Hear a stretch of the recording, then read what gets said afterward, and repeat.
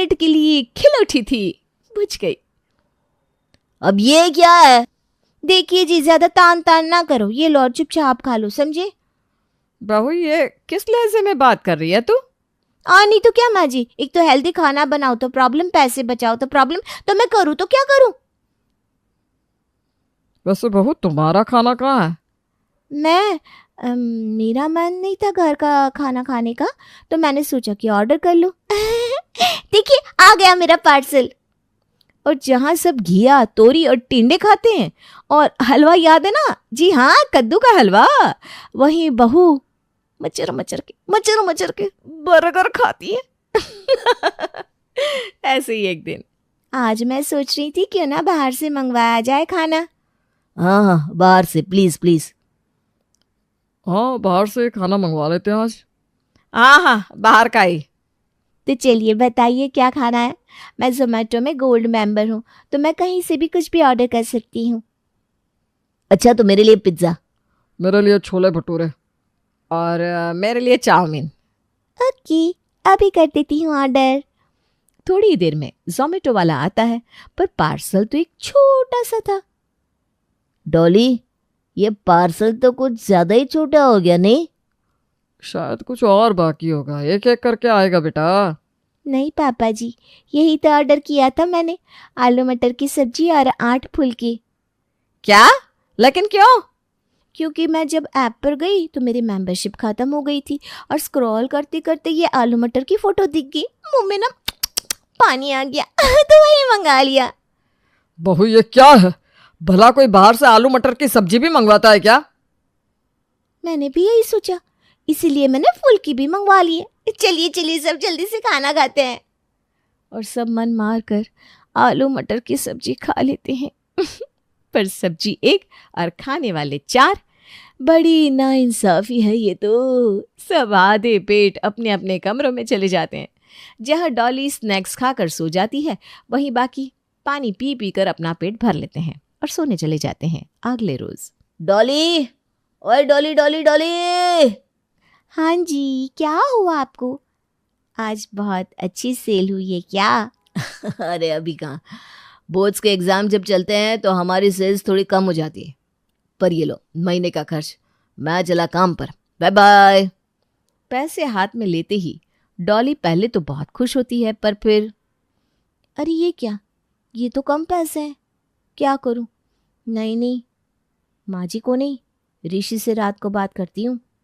रात को जब ऋषि घर आता है तो सुनिए ना जी, आपने आज मुझे इतने कम पैसे क्यों दिए?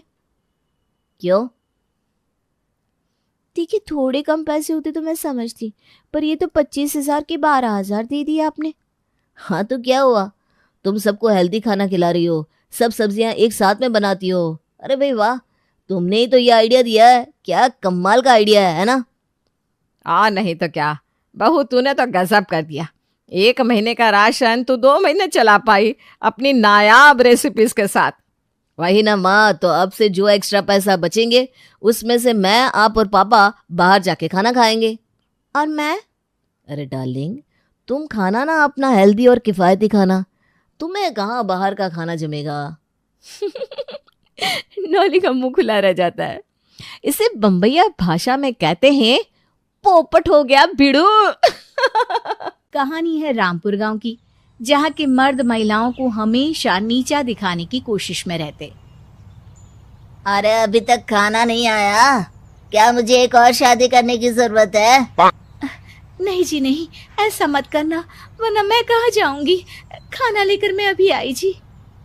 गांव की पंचायत में भी फैसले हमेशा औरतों के खिलाफ ही रहते। मैं जो फैसला सुनाता हूँ वो भगवान की आज्ञा होती है। इस लड़के ने अपने मन से शादी करके अच्छा नहीं किया। लड़के को घर भेज दो और इसकी शादी इसकी जाति की किसी लड़के से करवा दो। लेकिन ये लड़के, इसे तो गांव के बाहर निकाल दो। नहीं नहीं जमींदार साहब, ये क्या बोल रहे हैं? ऐसा नहीं हो सकता।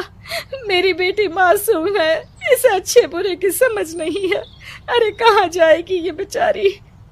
कहाँ जाएगी? इतनी चिंता है तो पूरे परिवार का गांव निकाला कर देते हैं।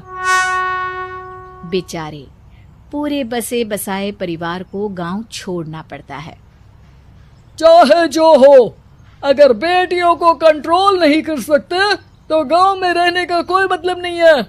यहाँ औरतों को दब कर रहना होगा। कोई भी अपने हिसाब से कुछ नहीं कर सकता, सब ईश्वर की मर्जी से ही होगा। तभी गांव का एक आदमी दौड़ा दौड़ा आता है।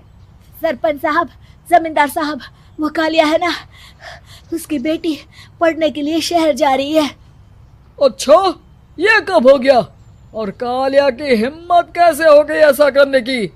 लेकर आओ उसे और उसकी बेटी को। बस फिर क्या था, हाजिर हो जाते हैं कालिया और उसकी बेटी सरपंच के सामने। अरे कालिया, ये क्या सुनने में आ रहा है? बेटी को इंजीनियर बना रहा है तू? और ये बता, गांव में तो स्कूल नहीं है, फिर कहां से इतनी क्लास पास कर गई तेरी बेटी?